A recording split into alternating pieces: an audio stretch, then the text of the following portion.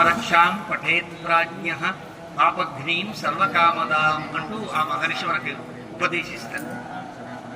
చాలా అద్భుతమైన స్తోత్రములలో ఒకటి. రామదాసు గారు అంటారు, పాపములందువేళ రణపన్నగభూత భయజ్వరాదులందాపదనందువేళ భరతాగ్రజ నీవు తమ్ముడు ఇరుపక్కియలంజని తద్విపత్తి సంతాపము కాచి కాతురట దాశరథి కరుణాపయోనిధి అని అంటారు.